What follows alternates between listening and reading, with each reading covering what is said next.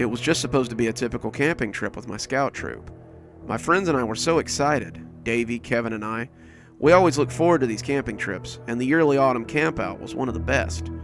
We took a bus to Grayson Falls, a huge state park with so many lakes to swim in, trails to hike, and several caves to explore.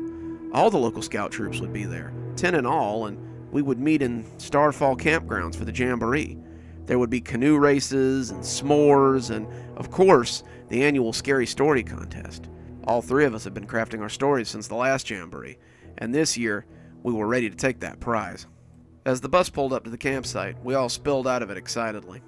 We were the first to arrive, the others getting there tomorrow, but Scoutmaster Larry had wanted us to get there early so we could get the best spots. As I stood in the center of the campground, watching the other scouts mill about, going about their preparations and such, I couldn't help but soak in the sounds and smells of the surrounding forest. Grayson State Park had always been my favorite place to camp, and it was chiefly because it exuded this energy of safety and adventure. It was a maintained park, the park rangers keeping the animals in check and the forest peeled back from the areas where hikers and campers stayed. Even so, it wasn't too hard to imagine a wolf or a bear watching you from the tree line, just waiting to pounce on you unexpectedly. It wasn't too far-fetched to think that something mysterious or unknown could be lurking in those woods as well. We set up our tent a little further back than the others. Scoutmaster Larry had given us a set area where we could pitch our tents, and we had set our own tents at the edge of this. We wanted to feel like real scouts, like trailblazers, and I imagined us like old-timey explorers as Kevin and I set up our tents. Davey had disappeared, and I assumed he was getting water or firewood or something. No sooner had I set up my tent, though, than Davey hissed at us from the woods. "Nice campsite, but follow me if you girls want to do some real camping." He motioned us into the woods. But Scoutmaster Larry said," Kevin stammered. "Who cares what Scoutmaster Larry said? Do you want to camp or what?" We looked at each other. I did feel pulled by adventure, and Kevin, despite being kind of a wet blanket, seemed to feel it too. We nodded, and Davey set out his plan. We would leave our tents here as decoys, since they were already set up, and move off into the woods. Davey knew of a place where we could set up his tent, and we could do some actual camping for the night, away from the adults and the other scouts. It would be like camping on our own, being explorers and roughing it for real. "But what if they come looking for us?" Kevin asked. Davey just waved his hand at the question. "We'll go back to eat, and then after dinner we'll head back to the site. We'll wake up before anyone else gets good and stirring tomorrow, and be back in the camp before anyone notices." I had to admit, it wasn't a bad plan. We would strike our camp after tonight and rejoin the jamboree tomorrow as the others arrived. No one would miss us for one night, not with so many other scouts around. Kevin and I agreed to go look at the campsite first, wanting to see where he had put it before committing to staying the night there. As we plunged into the forest, Davey led the way. We took no trail, our feet following new ground as they led us to the campsite. As we went, I felt as though I could feel something watching us. It was still early afternoon and the forest was alive with the sounds of nature, but this tickling on the back of my neck felt a little sinister somehow. I turned to glance around as we went, but I saw nothing more dangerous than a blue jay or a squirrel. I decided I was being silly, and caught up with Kevin and Davey as we headed for our secret campsite. Even Kevin had to admit that the campsite was pretty cool. It was set in a small clearing, and complete with a fire pit that led me to believe that other scouts had used this site before. His tent almost looked out of place here, and I could just imagine scouts before us sleeping under the stars in sleeping bags. Davey asked us what we thought, and I could see that both of us were sold on the idea. We had agreed to come back after dinner, and thus we returned to the group. The rest of the day went fairly uneventfully. We returned to find a hike about to begin, so we tagged along as Scoutmaster Larry showed us nature's glory. We were a little nervous that they might happen upon our campsite, but the hike took us around the nearby creek and up to a natural waterfall that led from the lake nearby. As we returned, Scoutmaster Larry had our dinner cooking on a small fire near the counselor's tent. We set about preparing for the meal, and soon we were all stretched out on the grass eating campfire stew and hardtack bread. As we ate, Scoutmaster Larry laid out the day's events for tomorrow's jamboree. It would be a whole day of canoe races, decathlon contests, and all of it capped off by the scary story reading and the s'more roast. All of us were chattering quietly as we headed off to bed, the sun setting behind us as the three of us pretended to head to our tents. As the sun set low, we moved into the woods and made our way to our campground. As we followed Davey into the woods, I began to hear something strange in the surrounding green. It started as an overriding noise, making Kevin and Davy hard to hear even at close proximity. Davy was too excited to even acknowledge it at first, but I saw Kevin shooting furtive looks into the surrounding woods. The sounds of the forest seemed to be higher than I had ever heard them, and the deeper we went, the louder it seemed to become. The birds sounded like a flock, squawking and chattering animatedly to each other, and many of them sounded like species not even native to the region. As scouts, we were taught to identify local birds. It's for a badge, and many of these sounded different from the finches and quails you usually heard this time of year. I heard deer grunting and the yowls of cats, the growls of a bear, and even the throaty howl of a wolf. The strangest thing of all is, it wasn't the sound or the presence of non-native animals that had me scared. The strangest thing was that each cry was exactly the same. Same sound, same volume, same everything. The others could hear it too, but they were pretending they couldn't for some reason. We could all hear the sounds of animals, all of them much too loud. Kevin was starting to cry. Davy kept insisting that once we made it to the campsite, everything would be okay. He was pulling Kevin along now, Davy's hand wrapped around his wrist. Kevin was nearly frozen with fear, and I could see his eyes shining as he was half drugged through the trail. When we reached the tent, we all went straight in, not daring to even start a fire.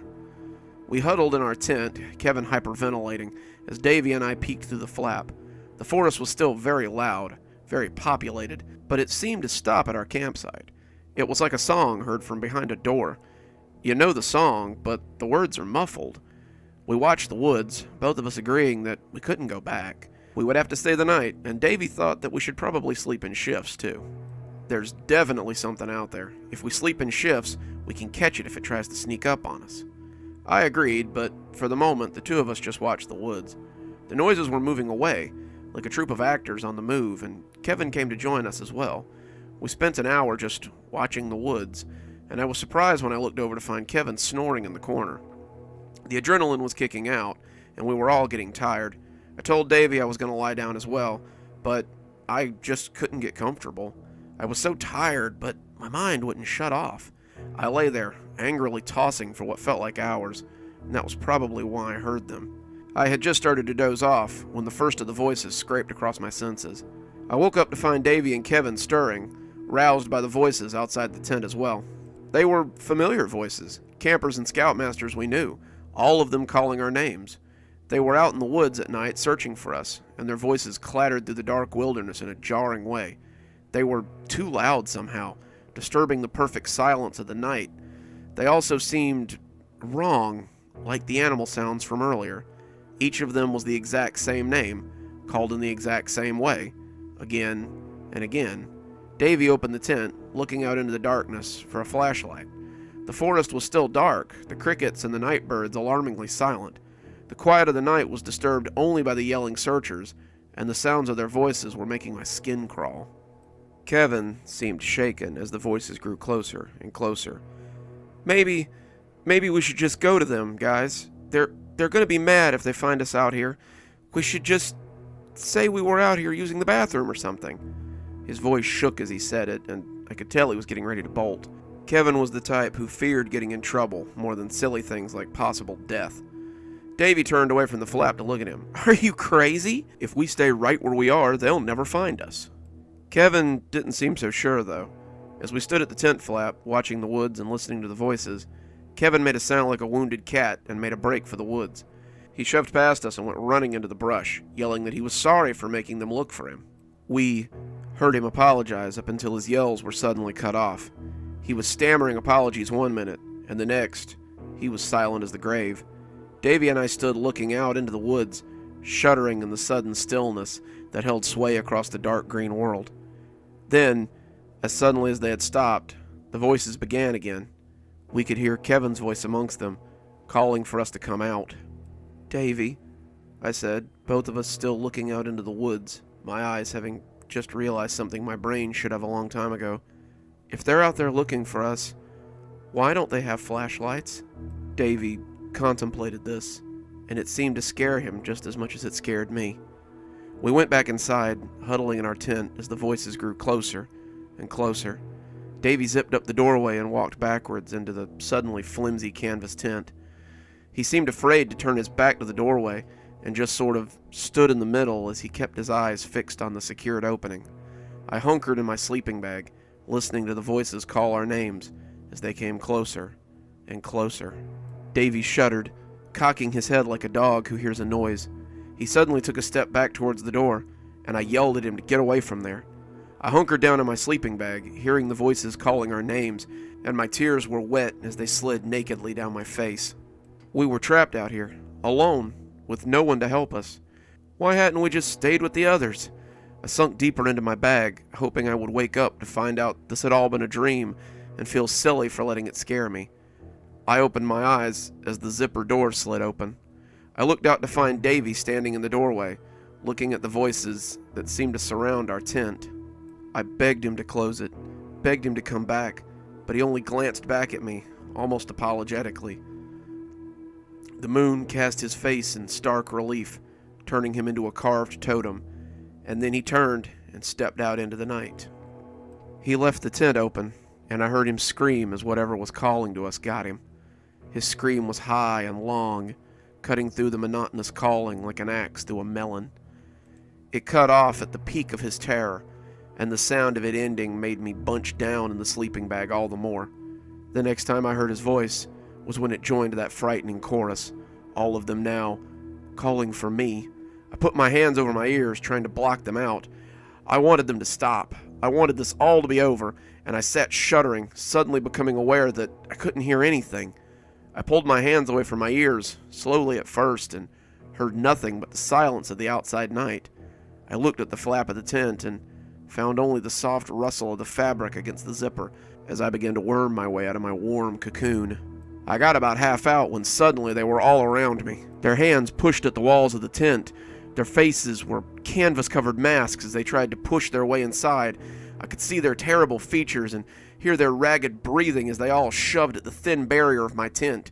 There were so many of them, adults, children, animals, and others who resembled nothing so much as skeletons with vaguely human shapes. A shadow fell onto the floor of my dwelling, and I looked to see one framed in the doorway. I zipped my sleeping bag shut then, and hunkered down at the bottom, a snail trapped inside its shell. Outside I could hear the monotonous voices surrounding me again, moving in for the kill as I shuddered at the bottom of my sleeping bag. When I heard the metallic zipper, I knew I was done for. The creature sank its face into the mouth of the sleeping bag, and I cowered as its bony lips peeled back in a mirthless smile. It opened its mouth. It screamed my name, lunging at me with its bony teeth, its pale white skull luminescent in the darkness. I died with the sound of my own name fighting against the rippling scream that rode up my throat. The scouts around the fire looked at me as though I was from another planet. The campfire was the only sound, the logs crackling merrily as the collected troops sat looking at me as I stood in the story circle. Even some of the scoutmasters looked a little rattled by my story, but slowly they started to clap. Scoutmaster Larry clapped the loudest, shaking his hand as he approached. "Now I see why you wanted to go last. That would have been a hard story to top. I think we can agree which story wins this year's Jamboree Short Story Contest." The applause picked up then, and Davy slugged me in the arm as I sat back down. "Can't believe you kept that to yourself all week. I thought Kevin was going to pee his pants." "Was not," Kevin said petulantly, though he looked a little pale, nonetheless. I smiled. Storytelling was something I was good at, and it was always nice to be recognized for my talents. I let my mind slip into the woods around us, hearing the call of a night bird and the whimper of the wind. Perhaps there was something like that out in the woods of the state park. Who could say what lurked in the deep pockets that surrounded areas made for man? I felt myself shiver a little as the wind pushed a sound across my senses, a lonesome sound that sounded eerily like my name. My audience might not be the only one having trouble sleeping tonight.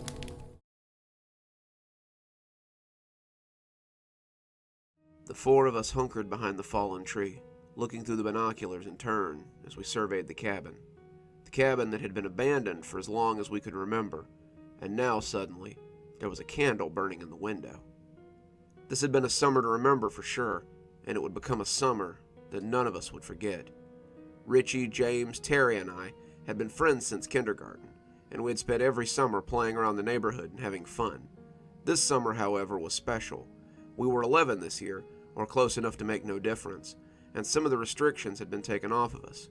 We could ride our bikes a little farther, stay out a little closer to dark, and explore the woods around our house, as long as we weren't in a group. The woods had been a source of restricted adventure for us, and now we were free to explore them as we chose. The first day of summer, we all met at my house with backpacks and camping gear so we could start exploring. Terry had paper and intended to make a map. Richie had brought some of his dad's tools so we could make forts or little bases in the woods. James had the nose of his air rifle poking out of his bag, and I had my wrist rocket hanging from my back pocket.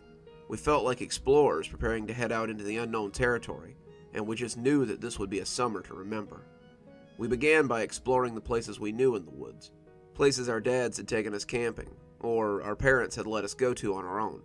Terry made a crude little map for us to follow, and as the summer unfolded, the map got bigger and bigger. Soon the small camp and the creek were joined by the berry bushes, the big rock, the snake sighting place. We had seen a big black snake there, but it had slithered away. And of course, the cabin. The cabin was the oldest thing we had found in the woods. It seemed to be abandoned, but it was so well maintained that it had to be owned by someone. The land was well kept as well. There was no trail either, and the trees would have made even a small car difficult to get in there.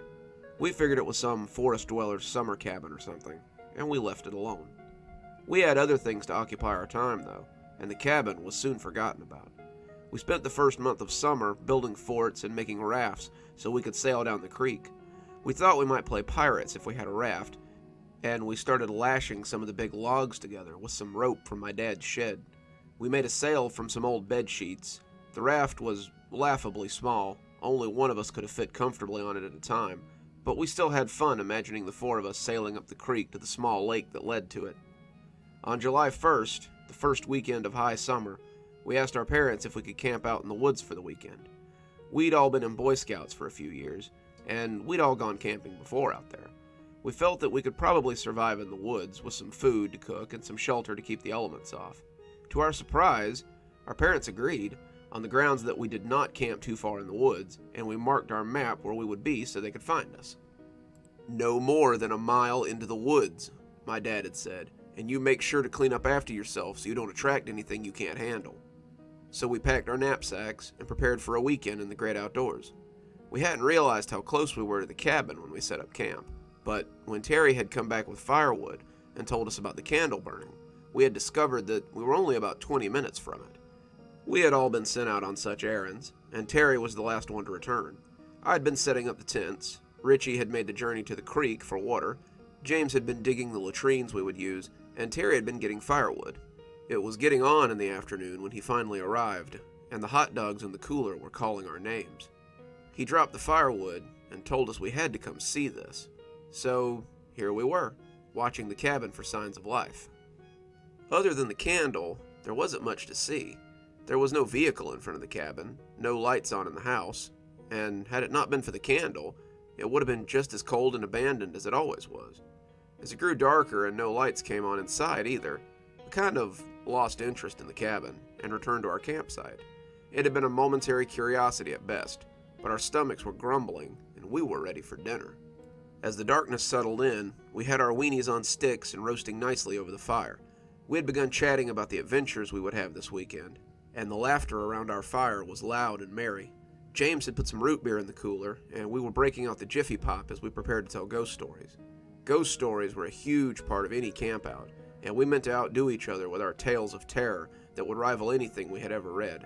"I got one," Terry said, letting his hot dog slowly burn into a charcoal lump. "I read it online.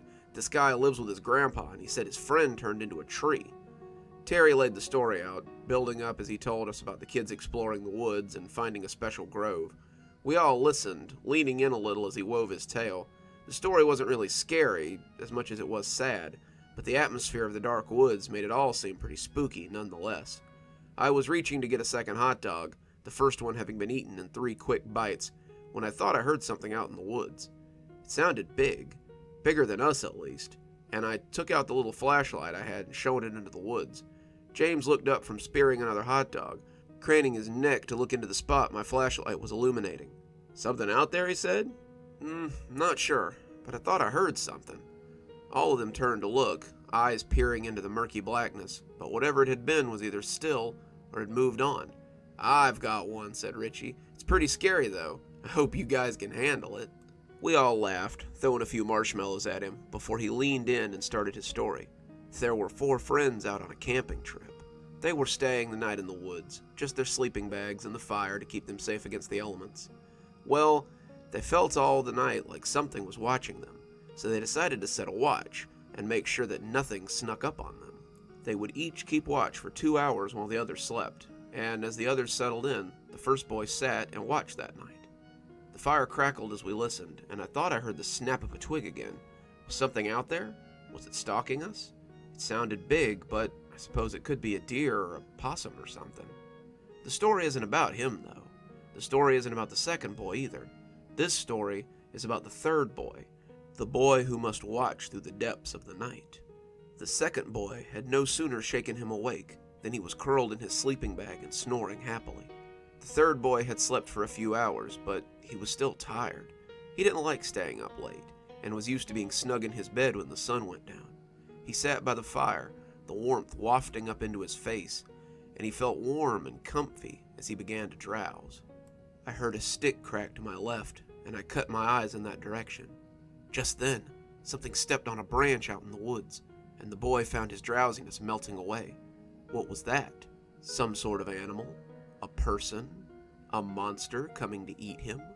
The boy sat up a little straighter, but he was so tired, he could barely keep his eyes open, and the fire felt so good. I could see something out of the corner of my eye, but I couldn't be sure what it was. An animal? A person? A monster come to eat us up? He looked around, but he could see nothing. The small fire did little to light the forest around him, so he reached for more wood and began to build it up again. His hands shook with each piece he grabbed, and the coals danced as he slid the fresh logs into the flames. He soon had the fire raging, a burning pyre that threatened to catch the lower branches of the nearby trees on fire, but still, he could see only the vague outline of what stalked him. Whatever it was, it looked big like a bear, maybe even bigger. It had a towering presence that made it appear monstrous in the dancing light of our campfire. It appeared to be wearing clothes, but I couldn't be sure. Was that a dress? Maybe a robe? I couldn't be sure, but it was coming closer as we all sat raptly and listened to Richie's story. The boy watched the shape as it stalked closer, unable to tell what it might be. It was so big, it could be anything. A bear, a person, anything could be out in those dark woods. He took one of the burning sticks from the fire and held it out before him like a torch, trying to ward off whatever this diabolical creature might be. It came on heedless of the burning stick, and the boy began to scream as it stepped out into the firelight, and he caught sight of his stalker. This creature wasn't quite so bold. It hung back slightly, not daring to get close enough to be seen. When they found the boys, all of them had been killed. Of the 3 that had been in the sleeping bags, nothing was ever found, just a lot of blood soaked into the bags themselves. Of the watcher, however, they found him still at his post. He leaned in, the fire making his face look sinister. He was frozen in fear, his heart having stopped from terror. I turned then, looking over Terry's shoulder and into the woods, but whatever it had been was gone now. "Wow," James said, putting a fresh marshmallow on to replace the one that had fallen into the fire as he listened. "That was a great story." "Yeah," I agreed, scouting around behind him for shapes. "Bet I know who scared him so bad," James said, a little smile on his lips. "I bet it was Soap Sally." A chill ran up my spine. "Don't even say her name out here," I quavered, the others looking just as shocked. Soap Sally was not something to be joked about in the woods at night. Soap Sally was a local legend, a washerwoman who had done her washing at the watering hole for as long as anyone could remember. She made her own soap, made her own candles too, and was said to be able to make spells and potions as well. When she was found to be making soap out of the bones of runaway children, she was burned as a witch with only the briefest of trials.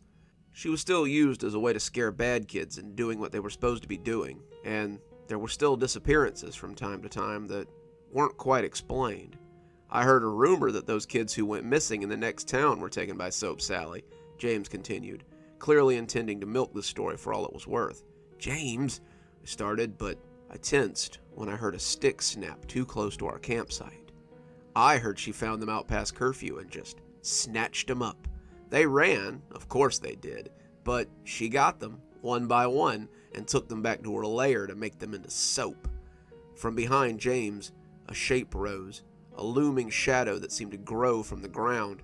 I gasped, looking at Terry and Richie as it rose to 6 feet tall. Their mouths were hanging open, their eyes as big as dinner plates, and James clearly thought we were scared of his story. Then she hacked them up and boiled off the fat. She made them into soap, and then their parents found the soap the next day, and they used it to wash their hands. They never knew they were washing themselves with the bodies of their dead kids, and somewhere that old crone just laughed at them. As they mourned their loss, she laughed and laughed, stalking the night as she looked for more children to... But he noticed us crab-walking away from him and rolled his eyes in laughter. "Oh, come on, guys, it's just a story. Quit goofing around," But he gasped as her long black nails clenched his shoulder. When the monstrous woman bent down, her mouth of sharp teeth grinning much too wide, he began to scream like a stuck hog. We all screamed then, running into the woods like bullets fired from a gun. James screamed behind us, begging us to help him, but we were only 10 or 11. What could we do against something like that? We all stayed together as we realized that my house was the closest, and we ran for it. The moon was high and bright, and if it hadn't been nearly full, we'd have likely never found our way home. The woods we had so often played in seemed sinister, a child's fairy tale story, and we wanted to reach the safety of home before the witch could scoop us up and gobble us down. Every limb that grabbed our shirts was a witch's claw. Every hole that yawned to stop us was a hand coming up to catch us, and every sound was that horrid creature in hot pursuit. When we broke the tree line and made it to the row of fences that marked our neighborhood, we all breathed a little easier. My dad was having a beer on the back porch when we got there, and it seemed that Richie's dad had decided to join him since they were both childless for the night. It was only about 9:30, and both of them looked up expectantly as we ran in. "You boys get spooked by a deer already?" my dad joked, realizing then that we were one short. "Where's James?" I sobbed as I tried to catch my breath, and Dad must have caught enough to understand that someone had taken James. He got us all inside and called the police, Richie's dad calling James's parents as he did. Before long, everyone's parents were there, and the men had begun searching the woods. Dad wanted to take us with him, but we all refused to go. We'd had a scare, and when the police arrived, the whole group took to the woods to find James. They came back a few hours later to tell us that there was no sign of him at our campsite. "Is there anywhere that you can think of where he might be, boys? Maybe somewhere in the woods where this person might have taken him?" He said person because they had refused to believe any kind of Soap Sally talk. They wanted to keep this in the real world, and that meant that if a woman had taken an 11-year-old boy against his will, then they were likely close. "The cabin," Richie almost hissed, looking to us for support. "Remember? We saw the candle burning there earlier. Maybe it's her cabin." We showed them on the map where the cabin was, and they told us to stay here as they all went to investigate. They were gone for about an hour when I heard the back door open and the 4 dejected fathers of my group come shuffling back in. They told the 3 of us to head up to bed so they could talk, but we hunkered at the top of the stairs and listened as they told what they had seen. James's mother cried a lot, his father holding her tight. The police were still there, and the sheriff had called in more deputies from the neighboring town. They were searching the cabin from top to bottom. They had found the door unlocked, and when they had gone inside, they had found that the cabin wasn't just someone's summer home. There was blood, so much blood, and the police had found the remains of children in that place.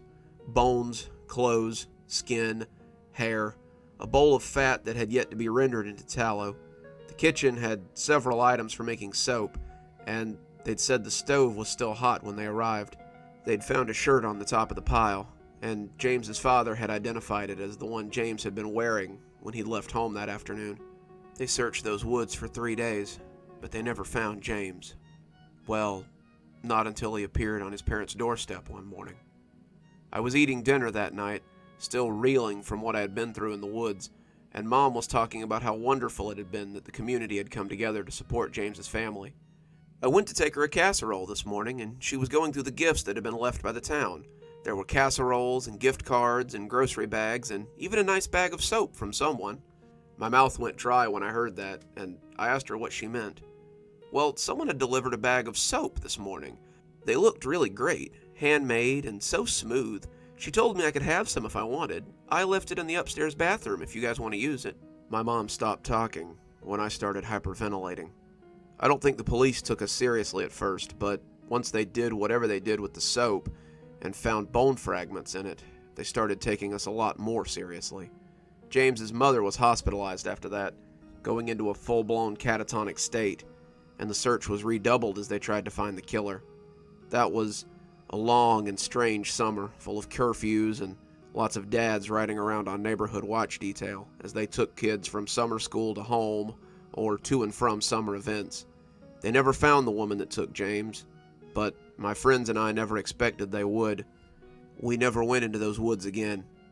It's been years since the campout, but sometimes I still look at the woods from the back porch and can swear I see the specter of Soap Sally as she looms at the edge. I graduate high school this year, and I think I might just get as far away from this town and my childhood as possible. I can't imagine raising a kid in a place where they can wind up as bricks of soap on your front porch.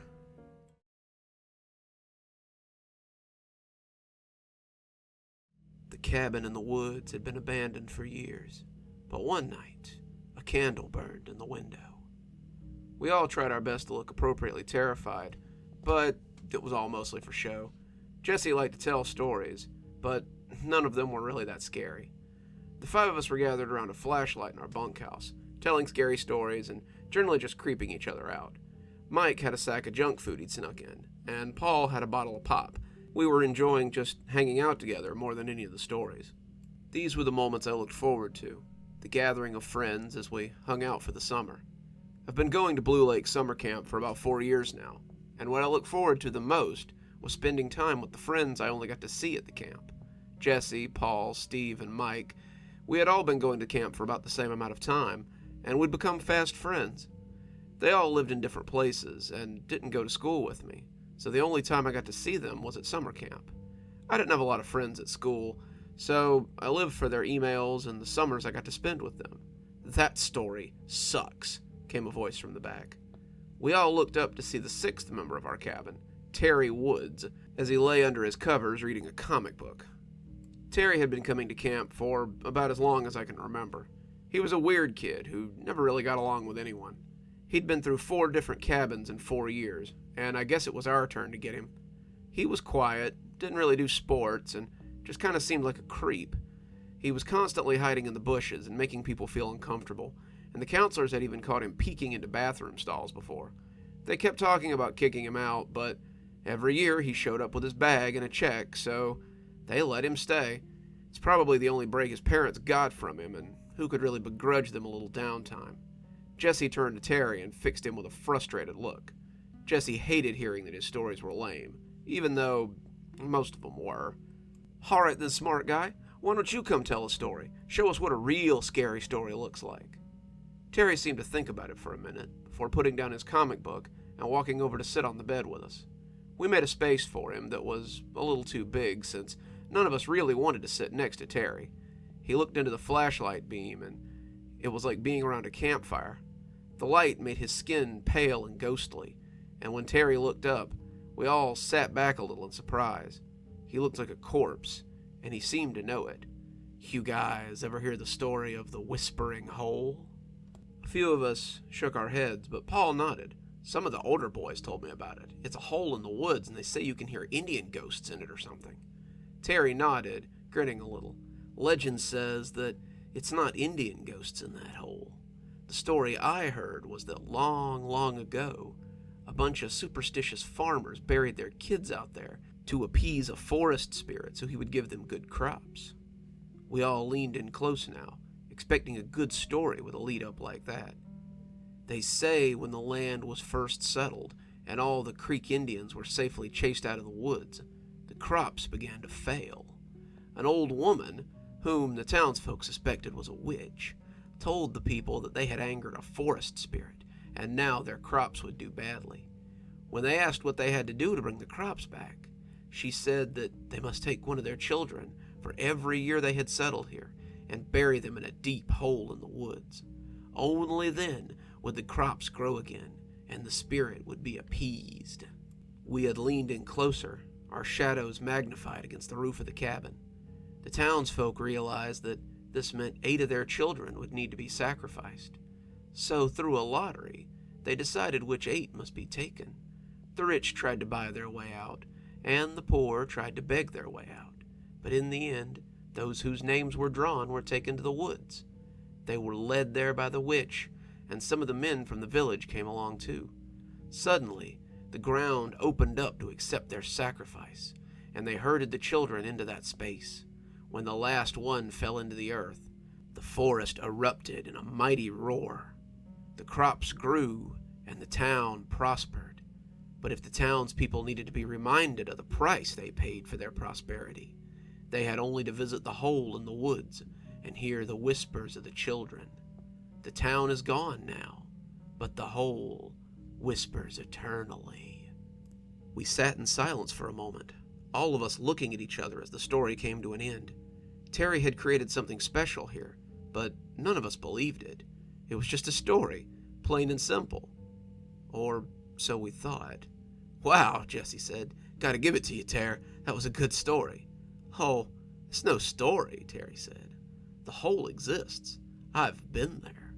We were silent for a few seconds. Then we all began to laugh, thinking Terry was just making a joke. All of us, except for Terry, that was. As the laughter died, we all looked at his deadpan stare and realized he was serious. "You want to go?" Terry asked. The 5 of us looked at each other.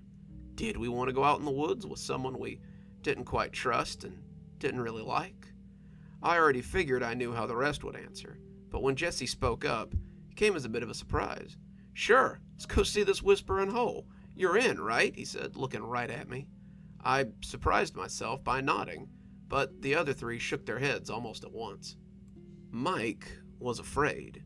"It could be dangerous out there. I don't think I want to go." Steve was condescending. "There's no whispering hole. Terry's just trying to play a trick on us, guys."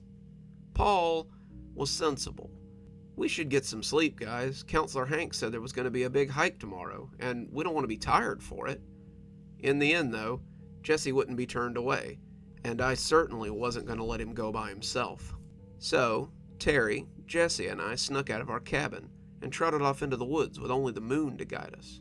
"So," Jesse asked, "where is this whispering hole?"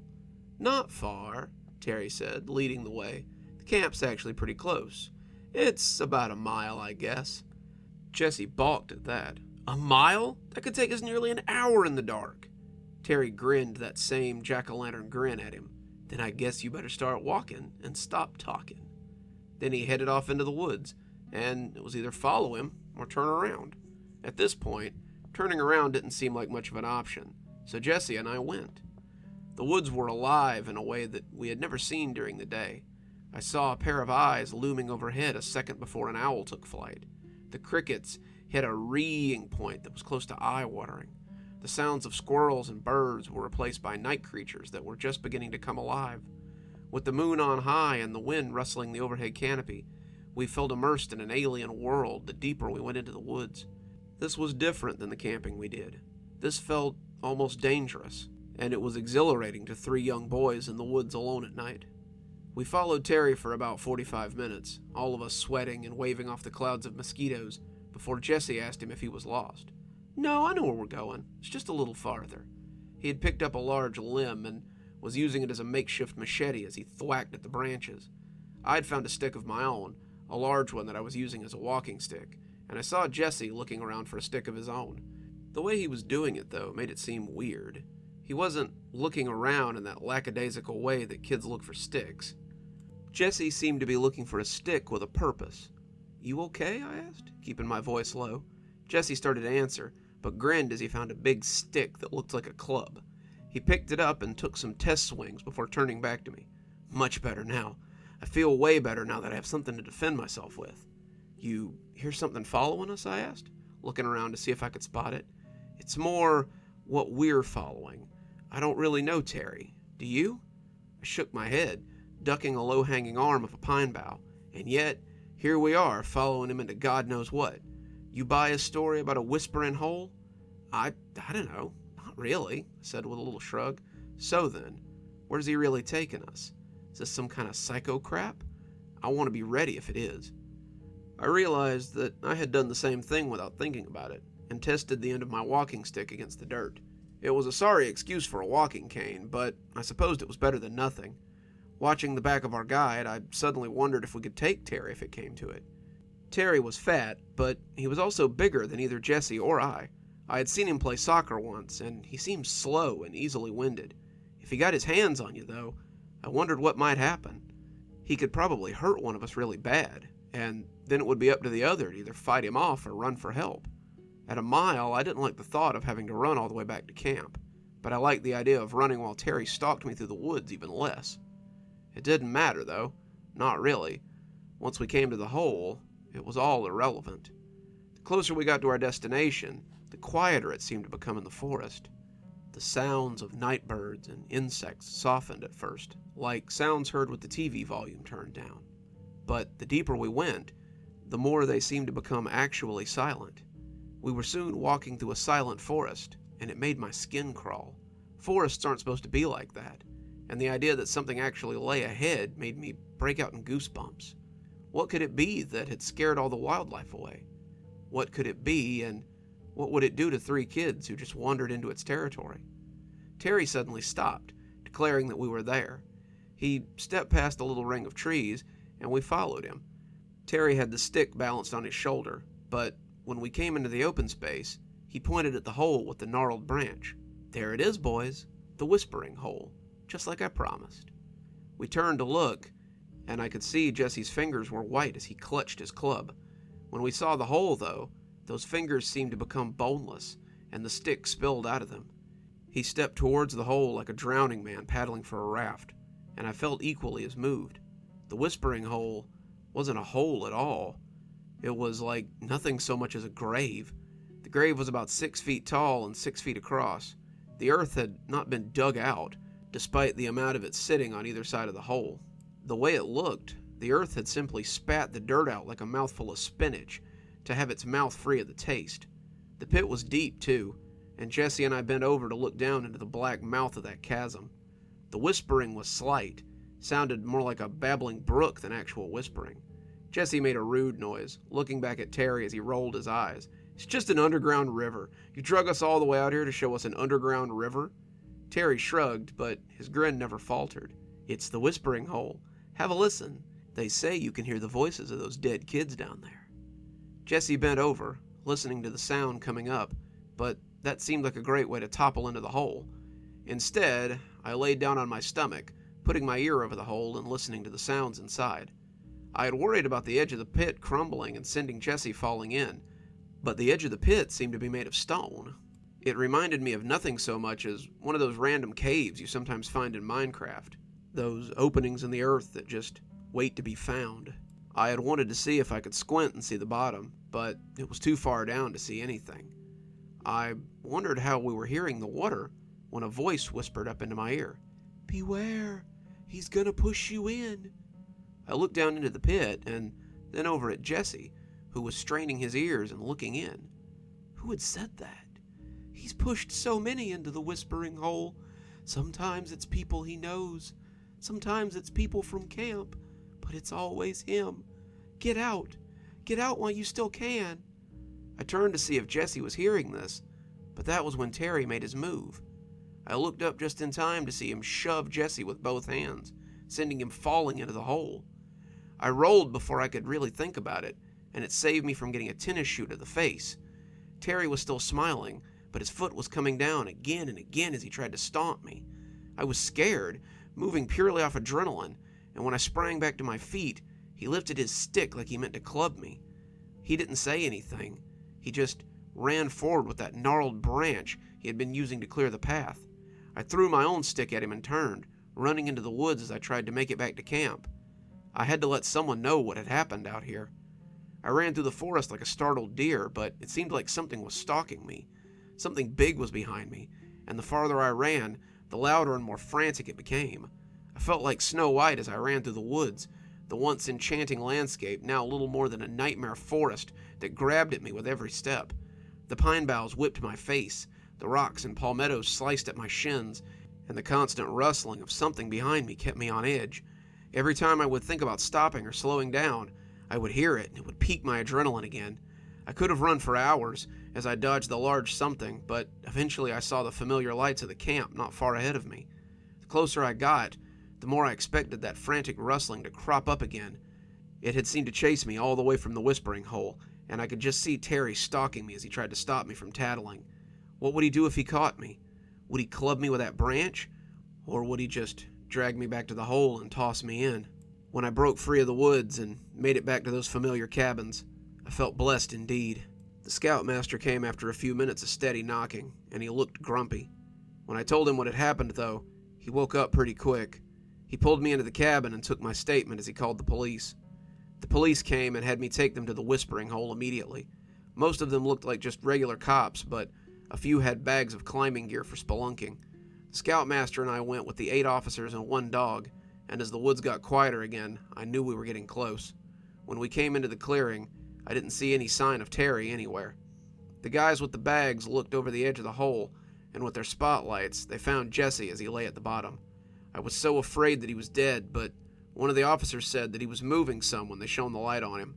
They told me later that we had both been very lucky, since Jesse had fallen almost 50 feet into the underground cave. Both his legs were broken, badly broken at that, and he had hit his head pretty hard, but he was alive. The guys with the bags went down to get him, a stretcher coming down on a cord, and when they got there, one of them said that they'd need some body bags after they got the kid airlifted out. There's about 6 other bodies down here, and all of them look like children. Most of this stuff the police either asked me about, or it was stuff that I picked up when I wasn't supposed to be listening, but it paints a pretty grisly picture of Terry's crimes. Well, not Terry, I guess, since there is no Terry. Terry had taken 6 other kids to the hole, 2 of them campers from the previous year, and just shoved them in. He had made up the story of the whispering hole to take other kids out to the spot so he could push them in and listen to them die. A few of the bodies had clearly died on impact, but the coroner said that a few of them had probably lived for a day or 2 as they sat out there dying. The sicko had probably come to check up on them as they lay bleeding to death, and it appeared he had meant to make us his next 2 victims. There's a manhunt going on right now for Terry, but the camp has relatively little information on him. The address they have goes to an empty lot in a trailer park. Terry pays by cashier check every year, and the phone number they have on file goes to a disconnected number. They've never met Terry's mother or father, and they have no idea where he lives. They know that he lives close to the Whispering Hole, but the chances of finding him might be slim if he lives in the woods somewhere with relatives. The camp has agreed to call if he turns up, but camp has definitely canceled this year for Jesse and I. Mom says I can visit him in the hospital if I want, and the paramedics told me that he wouldn't be alive if it wasn't for me. So do yourself a favor and don't listen to any stories about the Whispering Hole if they're told around the campfire this year. Terry will need a new hunting ground, and he may be coming to a summer camp near you.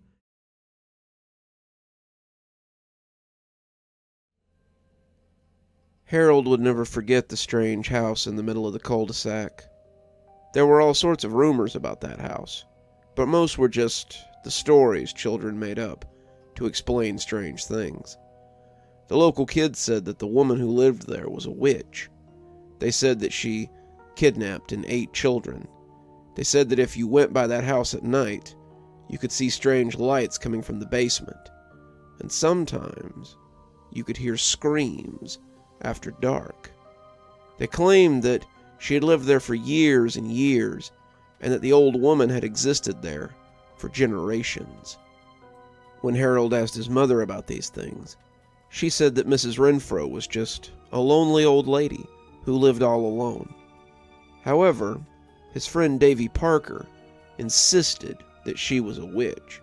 If she's just a normal old lady, how come animals won't go into her house? On that, he was right. Not all animals, Harold supposed. Mostly just cats. Cats would not come anywhere near Miss Renfro's house. There were many strays on the road, cats squatting in people's yards to hunt mice or snakes, but none of them would go anywhere near Miss Renfro's house. The cats wouldn't even use the sidewalk in front of her fence. You could watch them sometimes, as they stopped at the fence line and crossed the street instead. risking being hit by traffic instead of walking near her home. It was as if there was a magnetic pulse around the place that repelled members of the feline race. She owned cats, of course.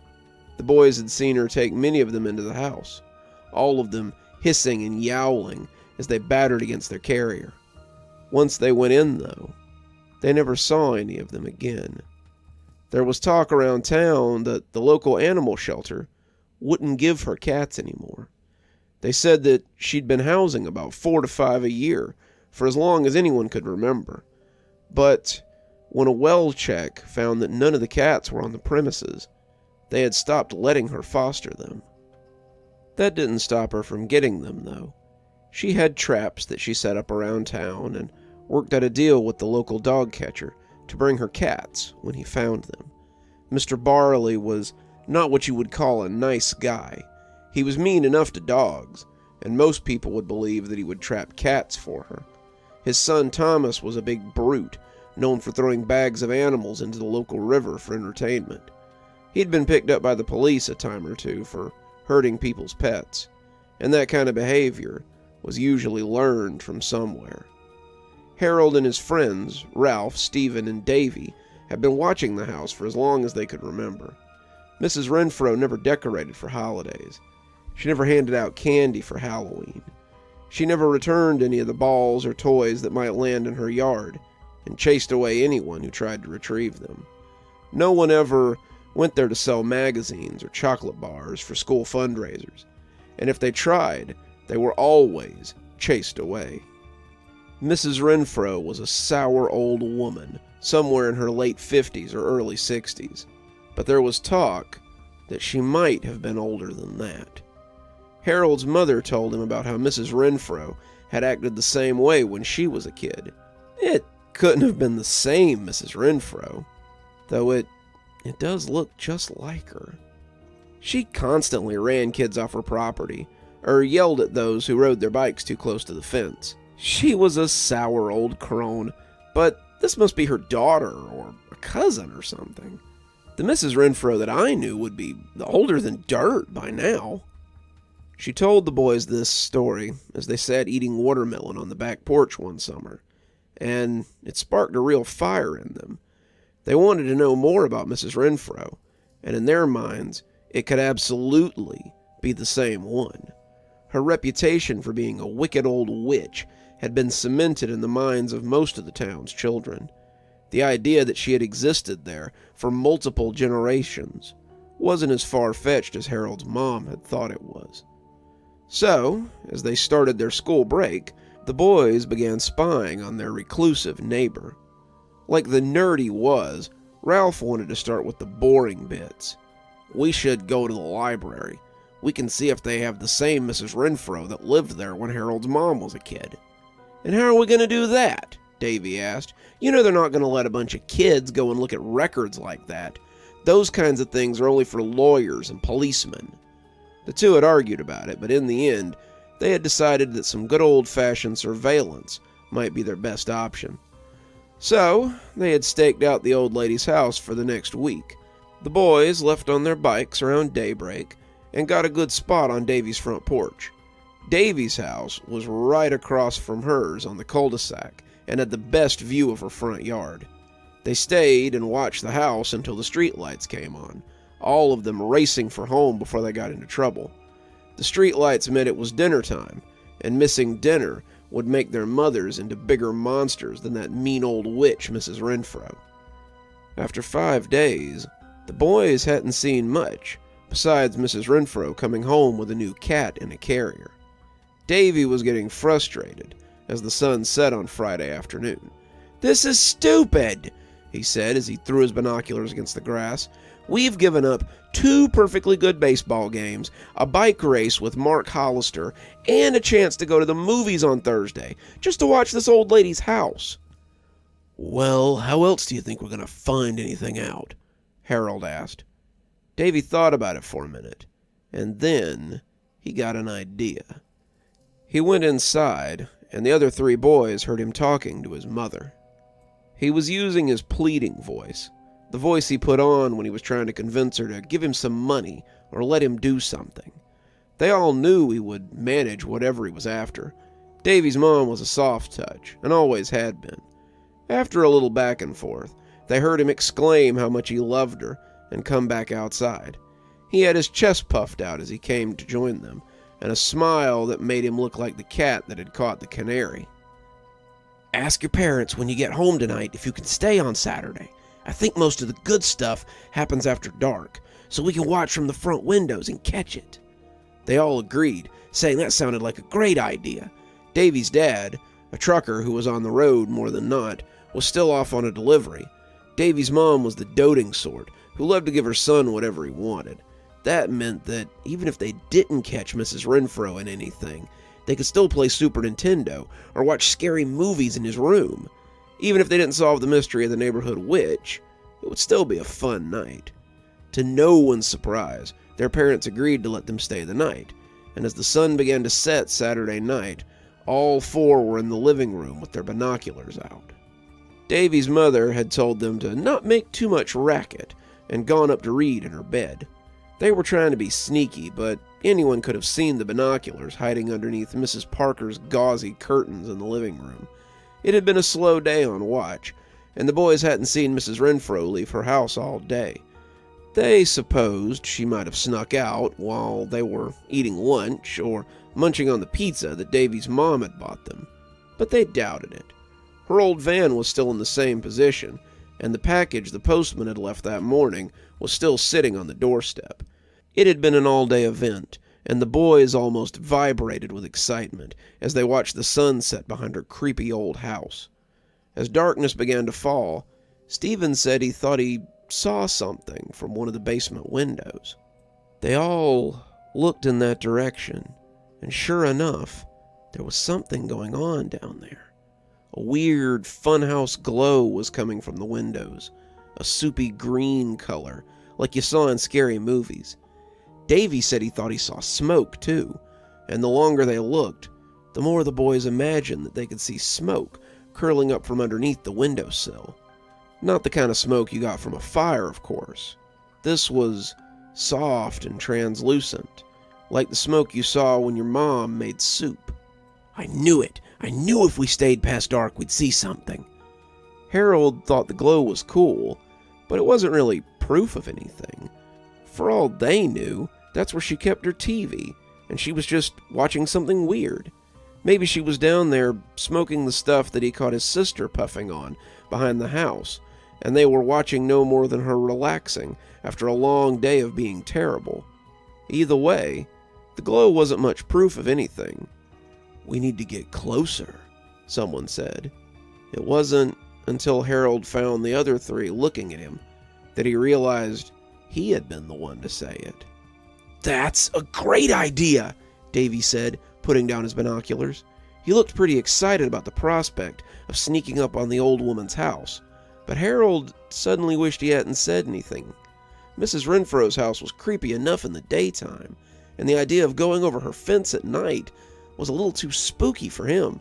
"It was just a thought, guys.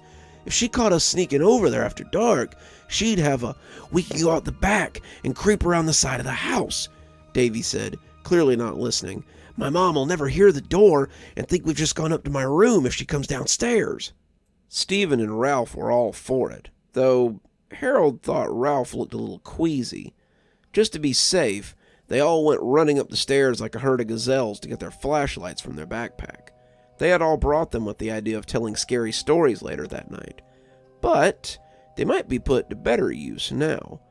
Once they had them, they snuck back downstairs as quietly as they could and managed to make their way out the back door. There was still a little stab of daylight left as they came through Davy's backyard and around the front of the house.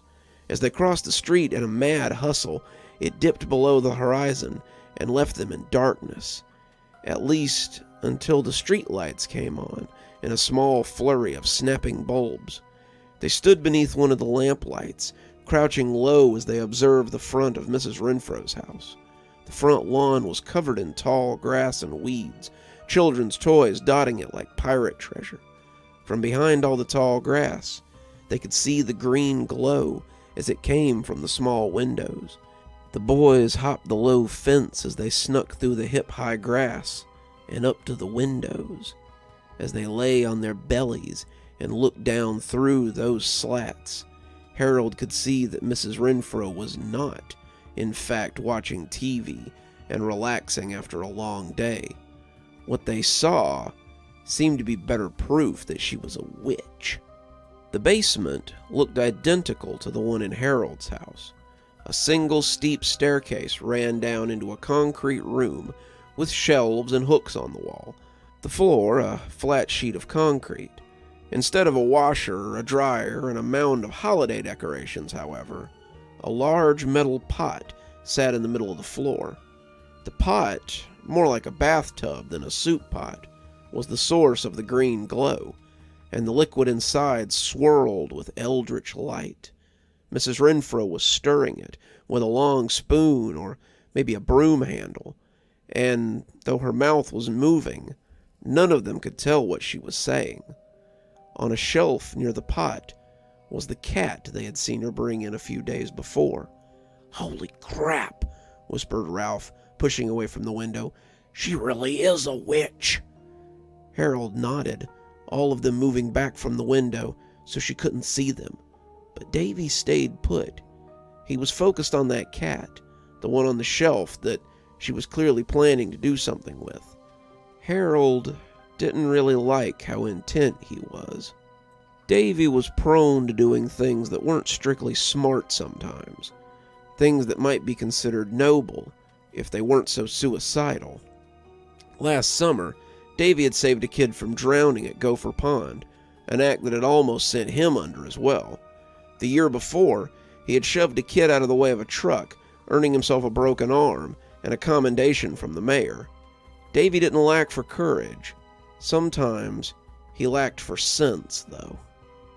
When he picked up the rock, Harold was afraid that he might throw it through the little window and give them away. Instead, he rolled like a log and tossed it at Miss Renfro's front door. The old woman stiffened, climbing down off her stool as she hobbled towards the stairs on her gouty legs. "What are you doing?" Harold whispered, looking at Davy incredulously. "Getting that cat," Davy said. As she got to the top of the stairs, he pushed the window and grinned as it popped inward. He slid inside as Ralph began to hyperventilate, and Stephen asked what the heck he thought he was doing. Harold whispered he didn't know, but quieted as the front door came open and a quavery voice cascaded across the lawn. "Who is it?" she croaked, sounding more like a bullfrog than a woman. "What nasty beasties are taking me from my work?" The three boys got as low as they could in that tall grass, hoping it would cover them as the specter descended the steps. "Are you hiding?" she rasped, the stairs squeaking under her feet as her bunched old legs brought her closer to the yard. Harold put a hand over Ralph's mouth as his wheezing became louder. He undoubtedly needed his inhaler, but the sound of its trigger would alert the old biddy. Stephen had begun to shimmy a little, trying to get around the edge of the house, but as her patent leather shoe came down with a clump on the cobblestone path in front of her, he froze like a statue. If she had a flashlight, they'd be seen, but Harold didn't think she had one. She hadn't turned on the porch light either, and with any luck, her old eyes wouldn't see them if they stayed absolutely still. She took a step into the grass, and Harold almost pulled his hand away as he felt Ralph's tears touch his skin. She took another, and Harold thought she might be casting a spell before he realized it was just Stephen, quietly praying. She took a third step, and Harold shut his eyes tight as he hoped beyond hope that she wouldn't see them. The seconds slipped on for an indeterminate time, but finally she turned and hobbled back up the stairs. When the door closed, They all breathed a sigh of relief before pulling back to the window to see if Davy had been caught. Not only had Davy not been caught, but as they caught sight of him, he was lifting the cat carrier off the shelf. He had taken the stepladder that the witch had been standing on and was reaching on tiptoes to grasp the side of the cat carrier. None of them could hear if the cat was cooperating, but it didn't look as if Davy was going to manage to get the cage off the shelf without dropping it. Harold had just shimmied to go help him when the croak of the witch brought him up short and sealed Davy's fate. "What in the hell do you think you're doing?" she screeched, and Davy must have jumped because he was suddenly falling towards the tub of glowing liquid. The cat carrier fell to the concrete with a smack, and a small white animal shot out like a cannonball as it tore off towards the upstairs. It ran right between the startled legs of the crone, but she was more interested in the boy that was now bobbing in her cauldron. They both began to scream simultaneously. Mrs. Renfro doubled over, falling down the stairs as she clutched at her stomach. She was still when she came to rest on the concrete, but Harold could see her twitching as whatever was happening took effect. The tub could not have been deeper than a foot or two, but Davy was suddenly splashing like a drowning man. He was shrinking, his skin growing taut and spotted, his hair growing gray and brittle. His teeth fell out, floating in the soup before dissolving into nothing. His eyes joined them, his skeletal hands still grasping at hope. As they watched, their friend shuddered out a last few moments of his life, his body dissolving as he sank into the tub. They ran screaming from the yard, thundering into Davy's house as they went to find the closest adult they could. The police were there before they could finish telling it all, and the 4 squad cars lit up the cul-de-sac like a Christmas light show. Harold's father was amongst them, being one of the deputies for their little town, which was how Harold found out more than he strictly wanted to the next day. Harold had gone home with his mother, Mrs. Parker speaking with the police as she begged them to find her son. He had gone to sleep on the couch under the scratchy afghan his mother had crocheted, and dreamed about the pool of liquid in Mrs. Renfro's basement. In the dream, Davy's skeleton had burst out of it as he stood beside the cauldron, grabbing him and trying to drag him in. It screamed and screamed, his ears ringing with it, and when he tossed and turned his way off the couch, he awoke to find his mother and father talking in the kitchen. Old Biddy was kinda nuts. She had all these books and diagrams, satanic stuff. She had this big tub of liquid down there. The coroner thinks it's acid or something, but they aren't really sure. He paused, and Harold almost heard the shudder in his father's voice. They found bone fragments at the bottom of the tub. They aren't sure, but they think they might be human. Did they find any sign of Davy? His mother asked. Not really. They can't be sure that the bone fragments are his, but if the boy's story's right, I guess they'd have to be. I hope that terrible woman rots in prison, his mother half whispered, expressing more venom in her words than Harold had ever heard from her before. Not unless we find her, he said unhappily. She was gone when we arrived. How far could she have gotten? She'd have to be pushing 100. I don't know, but the journals I found will stick with me for a long time. He shuddered a little, and Harold peeked around the corner of the couch to snoop on his parents. She was killing cats. She talked about how she would drown them in that tub and steal their lives. Steal their lives? Cats are supposed to have 9 lives. She was stealing their lives to stay alive. She was so delusional. She thought the cats were keeping her from dying. The journal entries went way, way back, long before you and I were born. She was a sick woman who believed she'd lived for centuries. Mrs. Renfro's house sat empty for a long time. The families that moved in never stayed for long. They always said the same thing. They told the realtor that the house was lovely, but they felt watched while they were there. The toys disappeared from the yard, reclaimed by their owners, but Harold and his friends never returned to that house again. Davy's family moved away a few months after his disappearance. His mother couldn't deal with the loss of her son, and his house was soon occupied by a new family. Time went on. Harold and his friends returned to school. People forgot about Davy and Mrs. Renfro. A news story began to circulate, though, as the stories always do. Kids claimed to see a young woman walking the streets at night. She would lure children away, singing to them and telling them how she wanted to play. She was said to be luring more than a few teens away as well, though Harold doubted she had offered to play with them. There were reports of people missing, but never enough to spark much panic. They could be chalked up to runaways or kids lost in the woods, and the town continued. Harold knew that they were more than stories, though. He saw the woman outside his window most nights, he and Stephen and Ralph. She called to them, telling them to come and play. She told them that Davy missed them, and they could see him again if they wanted.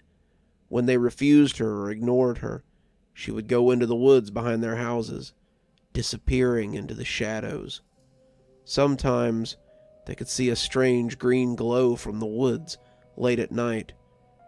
Harold wondered how many years Mrs. Renfro had gotten from Davy, and how many more she would get before the town finally put an end to her.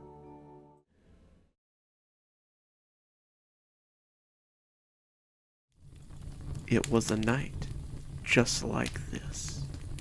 6 campers were out with their scoutmaster on an overnight camping trip. They were just settling in after a long day of hiking when suddenly they heard it, a wailing coming from the forest that chilled them to the bone. They had all heard of the Woods Witch. Everyone around here had heard of the Woods Witch. They all knew how she lured all those children into the forest so long ago. They all knew about the search party that had heard screams echoing through the woods that night as they searched in vain for their lost kids. And, of course, they all knew about how they found Chimney Cave, full of bones and half-eaten bodies of the missing children she'd taken. They also knew how the townspeople buried her alive after setting fire to her den inside that cursed cave. They didn't believe the legends about the Woods Witch, how she still haunted the woods and killed anyone foolish enough to stay there after dark. They unwisely went to sleep, huddled down in their sleeping bags, and tried to ignore the eerie moaning that came echoing from the woods. Then they heard it. Deep in the night, the wailing getting closer and closer to their campsite. The scouts couldn't sleep. They huddled in their sleeping bags as the wailing grew closer and closer.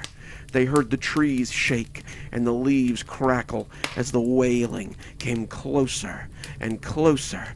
They added their fearful cries to the wailing as it grew closer and closer until finally, boo! We all jumped, but none of us jumped higher than Reggie.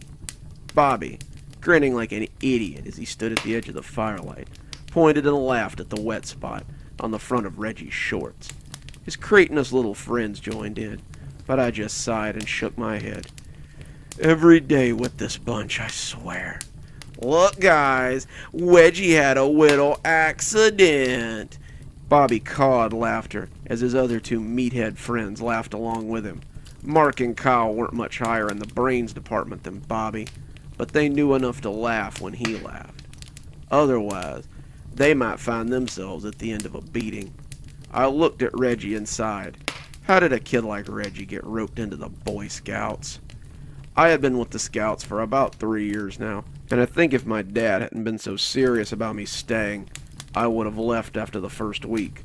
I know it doesn't seem like much, kiddo, but if you just climb the ranks, maybe even stay until middle school, it'll look good on a college transcript one day. You gotta think about those extracurriculars while you're young, he said with all the weight of a man handing down a cosmic truth. Yeah, thanks, Dad. After 3 years of being in a 4-man scout troop with Bobby Terry and his idiot friends, all I had to show for it was some knot-tying knowledge and the ability to identify poison oak. The last 3 years had also been filled with Bobby and his friends trying to tease and bully me, and me ignoring them until they stopped, only to start up again a little while later. The scoutmasters we had tried to hold our attention, but the 3 of them were more intent on making everyone else's life a living hell than learning about knots or birds or whatever. In a way, it had been a blessing when Reggie joined. Reggie was this overweight kid with glasses and a fear of everything. He had transferred into my troop about a month ago.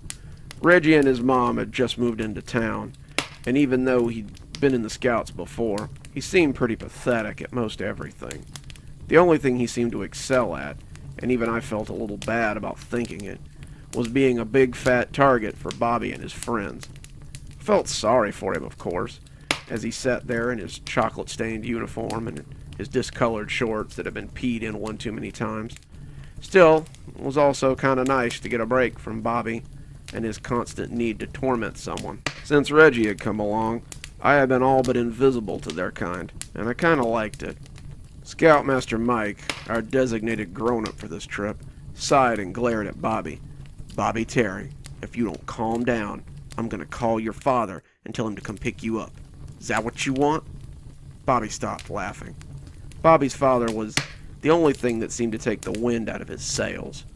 Mr. Terry was a beefy car mechanic with no neck and big scarred hands that always made me think he beat the cars into submission before fixing them.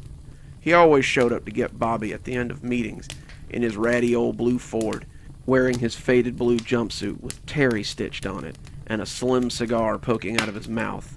He always growled around that cigar to tell Bobby to "get the hell in the truck, I'm missing my dinner."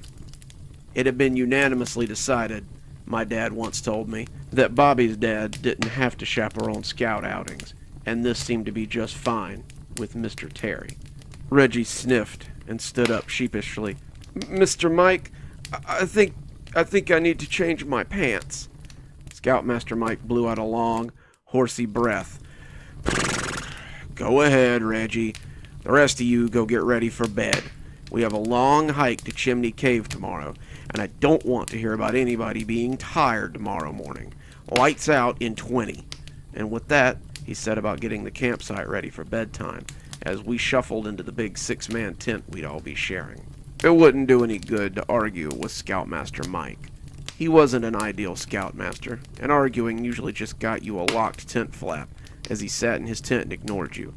Of course, he wasn't supposed to lock his tent, but my dad told me that Mr. Mike had this weird fear of bugs crawling into his tent at night, so we always ensured his tent was secured with a lock from the inside. I flopped down onto my sleeping bag as Mark, Kyle, and Bobby arranged their bags close enough that they could see what Bobby had brought.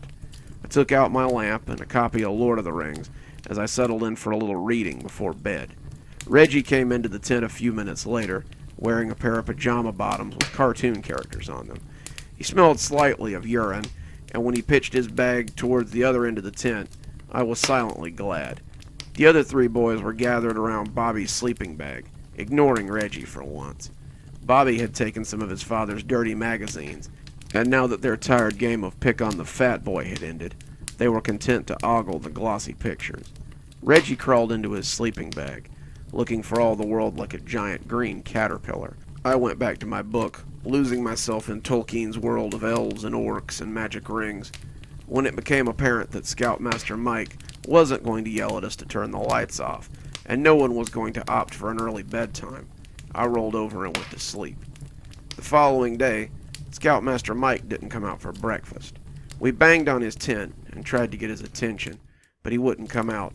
The cooler with the food was in his tent, so we started getting restless after a breakfast of granola bars, water, and trail mix.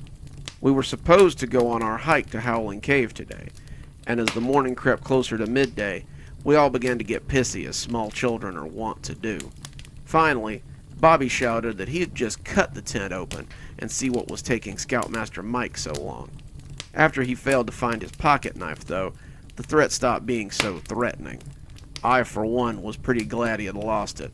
Nothing in these woods frightened me as much as Bobby Terry with a knife. Finally, at around 10:30, Bobby announced that we should all just pack up and go to Howling Cave ourselves.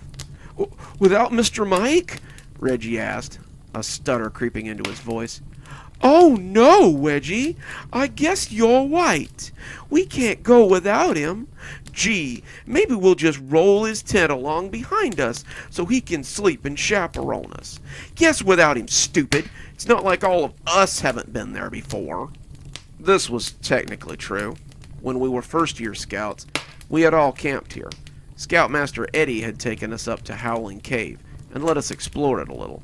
I remember being disappointed, because none of us found out why it was called Howling Cave. At the age of 6, I thought it was because wolves lived there, and I wanted to find one so I could keep him as a pet. Bobby had also pushed Kyle off a rock shelf while horsing around, so we had to leave before exploring all the tunnels. If we went by ourselves, though... I put a few things in my pack, and as Bobby and his friends headed out, I tagged along behind them. Bobby noticed me at once. "You coming too, Squints?" he asked, bringing out his old nickname for the occasion. "Long as you don't get lost, I guess," I said. We hadn't gone far when a loud, running, huffing figure came up to join us in our travels. Reggie had thrown on his bulging knapsack, and it looked like he was prepared for a week on the Appalachian Trail. His mother had packed half a pharmacy and 2/3 of a Sears camping department into it. He was now running after us like the devil himself was in pursuit, clanking and shaking all the while. Bobby sneered at him, but replaced the sneer with a big cheesy grin when he came blustering up to join us. "Oh, good! You made it, Wedgie. This hike just wouldn't be the same without you," he said in a saccharine, sweet voice.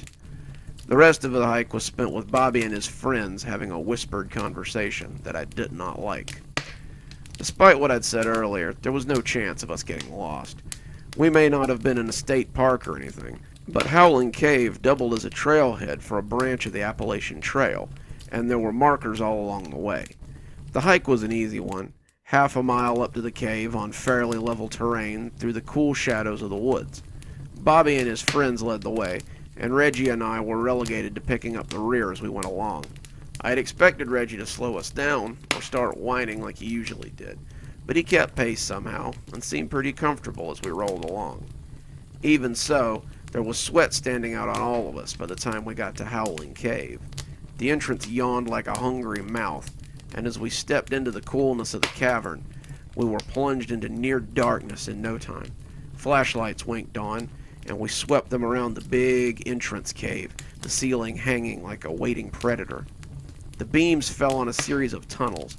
The tunnels were called the Roots, and the cave we were in was called the Trunk. Many of the trails met up and cut back to the Trunk, with only a few of them ending in dead ends. A ranger, or whoever was in charge of keeping the bears and things out of this popular tourist destination, had nailed a plaque up on the wall that showed the tunnel's various routes and intersections. We were all looking at the map when we heard the wail. It was otherworldly, like a banshee's cry, and it seemed to slice through the trunk like a knife through butter. We all looked up at the sound, and Reggie wasn't the only one who looked a little scared. We all stood perfectly still for a count of 5, before Reggie voiced what we were all thinking. What was that?" "Maybe," Bobby said, a sly grin stretching his face, "it was the woods witch who lives in this cave. She smelled your dinner rolls and got hungry, Wedgie." Bobby turned suddenly and grabbed a double handful of the boy's large and overflowing gut. Reggie screamed and tried to pull away, but Bobby had him in a firm grip and cackled madly as he pinched and pulled at the fat rolls. Reggie finally pulled away, and as he stumbled, sobbing to the stone floor, I found myself reaching to help him up. "Knock it off, Bobby," I said, already tired of this crap. "Can't you stop being a jerk for 5 seconds? Bobby oohed comically. "Look here, guys, I think Squints found himself a boyfriend." They laughed, but I ignored them as we started down the closest trail. Anything to get away from Bobby and his little asshole brigade. I wasn't surprised when Reggie tagged along. The fat boy kept pace behind me easily, but I ignored him as we walked. I took paths at random, pretending to look at the cave formations and other natural wonders as they fell into my flashlight beam. We walked in silence for a while, the tunnels becoming slightly claustrophobic, before he thanked me for standing up for him. I guess no one had ever really stood up for Reggie before, because he seemed unsure of himself as he tripped over his hastily constructed thank you. That Bobby is a real asshole, he finished, and then covered his mouth like he'd committed blasphemy. I laughed a little. Couldn't help it. He can be. Just stand up for yourself. Maybe he'll stop. Reggie chuckled. Maybe he'll rip my head off, he said, his voice low. We came to a fork in the path, and Reggie looked sheepishly at me. I have to pee. Will you wait for me? He asked. I nodded, and he went down the left-hand path a ways until I couldn't see him anymore. As I stood there waiting, that stupid noise howled through the cave again, and it spiked every hair on the back of my neck. What the hell is that? I thought to myself. Far from being scared, it made me curious. Caves don't naturally scream, woods witches are not. So while I was sure the howling was how the cave had got its name, I found myself wondering how it made the noise that gave it such an ominous title. I was still wondering when suddenly and unexpectedly a tall humanoid shape lumbered from the darkness ahead and screamed at me. A beam of light lit its face some 5 feet in the air, and I stumbled and fell backwards onto the stone floor.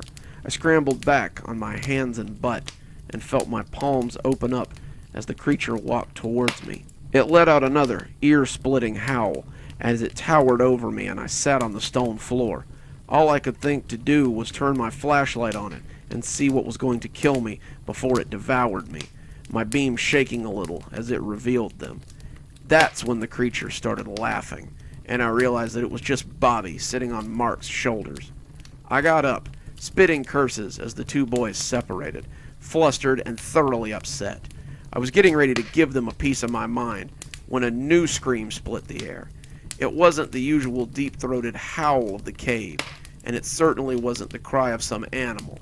Instead, it was a child's scream, and in it was held all the fear and hopelessness of a child's life before he comes to learn that the real monsters are the ones that walk on 2 legs. It was Reggie's scream, and without thinking, the 3 of us began to run towards it. We found Reggie sitting on the cave floor in much the same way I had been a minute ago. He was crab-walking backwards, his sneakers making little rubbery scuffing noises on the ground as he tried to climb the far wall.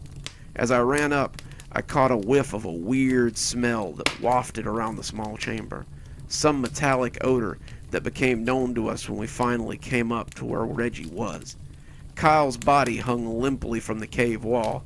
Someone had cut his throat for him, and then opened his stomach down to the groin and let his entrails fall out like long ropes.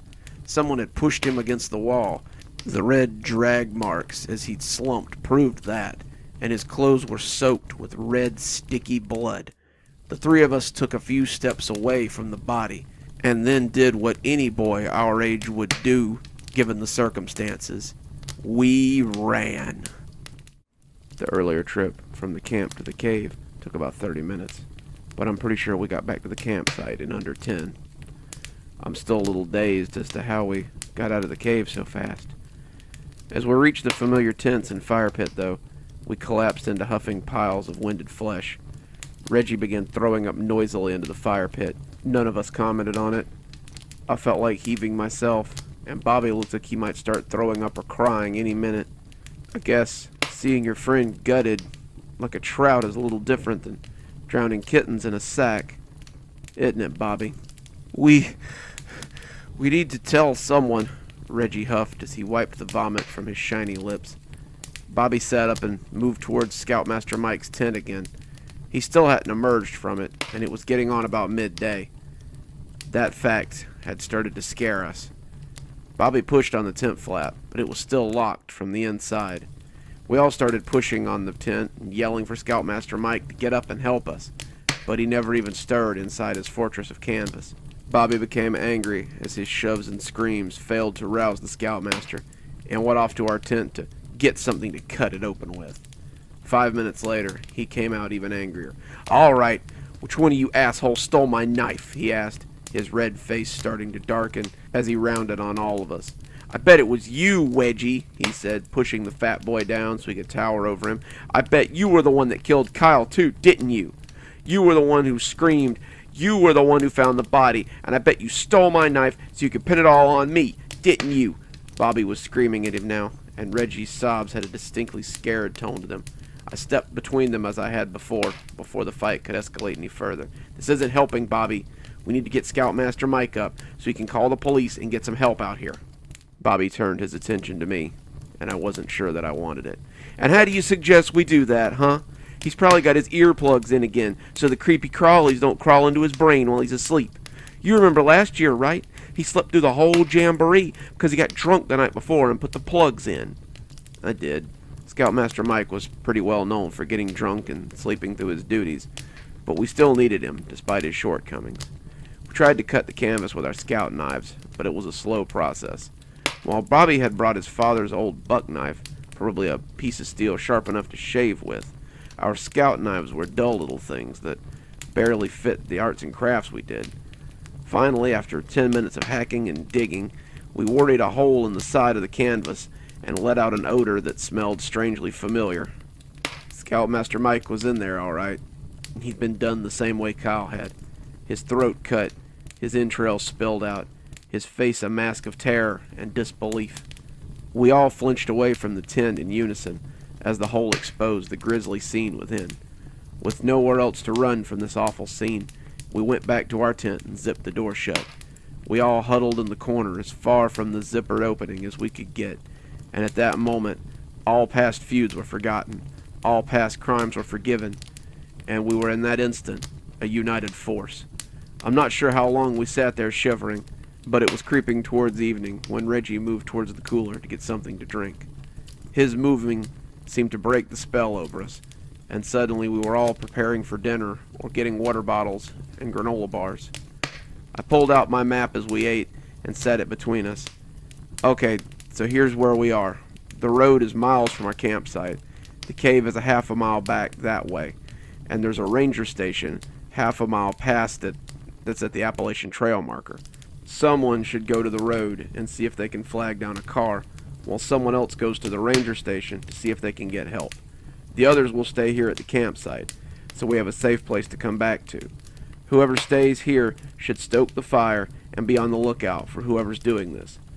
"2 kids against a murder? That sounds like a death sentence to me," said Bobby. "You got a better idea?" I asked, and he shook his head grudgingly and said he didn't. We should go check Mr. Mike's tent," Reggie said, his voice becoming a little less sure as we all turned to look at him. He has that old bag phone. He has the keys to the truck, so we might, I don't know, he might have something that can help us." "It's not a bad idea," I conceded, decided to make my first stop, the abattoir of Scoutmaster Mike. It was becoming shadowy as we ripped the tent open and stepped in. The smell of blood was everywhere, and Scoutmaster Mike lay in his sleeping bag like an overripe pea that has burst its pod. We tried our best to ignore him as we went about taking his stuff, but it's hard to ignore a dead body that's less than 5 feet from you. Flies had gotten into our hole we had made earlier, and they were crawling along him like tiny mourners at his gaping neck and chest wound. If Scoutmaster Mike believed in hell, I could assume that this was it for him, his body flush with crawling insects, while he lay powerless to stop them. We opted to take his things out into the fresh air of the campsite. Scoutmaster Mike had an odd assortment of gear: a compass, a fire starter, a Swiss Army knife, which Bobby took, a flask of something alcoholic that was half empty, a cooler that was equal parts lunch meat, deli cheese, and beer, some rope, a faded magazine called Bazoons with a busty topless girl on the cover, his car keys, a hunting knife, and the bag phone, though, were nowhere to be found. Had the killer taken them so we couldn't call for help? Why kill Scoutmaster Mike and not kill us immediately? As we sat in the dying light of day, the howling started again. It was loud and mournful, cutting across our nerves like a knife, and in our current state, it was enough to leave us shaking and unsure. It stopped after a few minutes, but a low grumble of it could be heard afterwards if you listened hard enough. As the sun went down and the howling grumbled at the edges of our hearing, I could almost believe that the woods witch, and not some murderous psycho, was responsible for all of this. Almost. "I'll go to the ranger station," I said, getting up before I could think better of it. "Bobby, why don't you go to the road and try to flag down a car and see if you can find someone to help us? Mark, Reggie, you guys can stay here at camp and keep the fire stoked. I should be back in 2 hours tops with help. Sound like a plan?" I had expected a token argument from Bobby, but it never came up. He just nodded, slipping the knife into his pocket and going towards the road. Reggie begged to go with me, but I told him to stay here with Mark and keep watch. He didn't fight me on it, but he slumped off dejectedly to sit on a log by the fire. With a nod to Mark, I set off for the ranger station. Like I said before, the trail to the cave is clear enough for a blind man to follow, but I didn't want to get anywhere close to that cave if I could help it.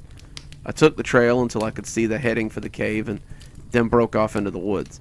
I was trying to link up with another trail that went to the ranger station, but I must have gotten turned around because I found myself back at my original entry point after several minutes of scrambling through the woods. That's when I heard the howling again.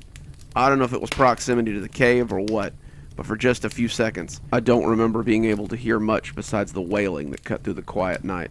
It drove me to my knees as its pitch became higher, and as I glanced around, it seemed like that wail was coming from the trees itself. Thunder rumbled overhead, and it lit up the night for a momentary burst in time. I found my feet as the howling ebbed a little, and realized that it wasn't the howling moving the trees, but the wind. A storm seemed to be brewing, and as I tried to find my bearings in the deepening dark, another fork of lightning split the sky. The flash was bright enough to illuminate a figure not 5 feet away from me. I added my screams to the howling as the hunched and twisted creature was once again hidden by the tangle of forest. In the ebb of the howling, I could hear it creeping noisily towards me. As the lightning peeled again, I got a brief glance of a steely blade in its hunched hands, and I trembled. It had a knife, the knife it had likely used to kill Kyle and Scoutmaster Mike, and if I didn't get out of here, it was going to kill me too. That's when I ran. Turned tail and ran, and when I hit the trail I had left behind, I kept right on running, losing myself in the woods. I have no idea how far I ran, limbs whipping my face and branches cutting my legs, but it was well and truly dark by the time I found the stream. I crashed into it like a herd of buffalo, and my feet snagged on a rock as I stepped in. I fell, tumbling over in the cold water of the shallow stream, and cut my forehead on a jagged bit of rock. I came up sputtering, hand going to my forehead to staunch the blood, and as the lightning flashed again, I saw something in the water. A neat little package was submerged in the sluggish current of the stream. It was wrapped in fabric of some kind, and I realized that it was a pair of scout shorts as I unwrapped it. They smelled awful, but the river had washed them somewhat and left them soggy. Inside the shorts, however, was the Motorola bag phone Scoutmaster Mike had brought, and the keys to his truck. Both had been drenched by the river, but the keys had been banged around and bent up. I doubt they would even fit the ignition of the truck ever again. I stared at the things for a second, puzzled as to why someone would do this, when I realized the shorts were too big to belong to anyone but Reggie. Why steal Reggie's shorts for this? That's when I heard someone screaming close to the river, and I realized how close to our campsite I was. I could see the shadowed hulk of our tents, and though the camp should have stood out like a beacon with its roaring fire, the flames had guttered, and the camp was bathed in shadow. A drop of rain hit my forehead as I stepped into camp, and a lightning flash lit up another body sitting next to the fire. In a brief spark of light, I was certain it would be Reggie, his protruding guts opened and overflowing. As I came up beside the dying fire, though, I could see that it was Mark. He'd been done like the others. I felt tears on my face as I knelt beside him. Mark was a shit like Kyle had been a shit, but they were still kids. Kids aren't supposed to die like this. Kids are supposed to languish in the idea of immortality until we realize in our teenage years just how fragile we are, which brings about adulthood. No child out on a campout should have to face the idea that his life might be bled out next to his cook fire, and Mark was certainly no exception. Mark had wanted to be a baseball player, a dream a lot of little boys have. Though I didn't know him very well, I felt like certainly He deserved better than this. When someone suddenly grabbed my hand, I felt my bladder let go as I pissed my pants. Mark's hand was slick with his blood, but he clung to life even as it leaked out of him. His breathing was jagged and watery, but he seemed determined to impart some wisdom before he died. He put his other hand on the torn opening of his throat and croaked out a single word. Bobby. Bobby? Bobby did this to you? But Mark shook his head in a small, jerking way. Bobby, gone. Reggie, cave, went. Help him. He sputtered out the last with a gout of blood as he flopped back lifeless. I sat with him until he died. Then I made my way to Howling Cave. I didn't want to go to Howling Cave. It was the last place I wanted to go. But if the murderer had Reggie or Bobby, I felt like I needed to help them. That's what you do when someone's in trouble, after all. I didn't feel like a little kid anymore. I didn't feel like I sometimes did when I pretended to be a superhero or some other things for a game. I felt like the kids in those adventure books I read. I felt like I had to do the last thing I wanted to do, and if it meant the monster was to be killed, then it was me that had to go do it. The rain fell on me in sheets as I got close to the cave's mouth. The wind picked up, and as the trees shook and danced, the howling scream cut across the forest in a high, crystalline note. I wondered as I went in if there was a woods witch waiting for me in there, some boogeyman that I could blame all of this on instead of some hardened psychopath with a taste for murder. I doubted it, but I almost hoped for a witch as I came to the mouth of the cave. Kids in stories tend to fare pretty well against witches in the end. It was pitch black inside, but I had a flashlight. My beam found an easy trail to follow almost immediately. Someone had left bloody sneaker prints on the cave floor, and I could only hope that it wasn't on purpose. I crept along through the tunnels. As I went, I began to see signs of a fire up ahead.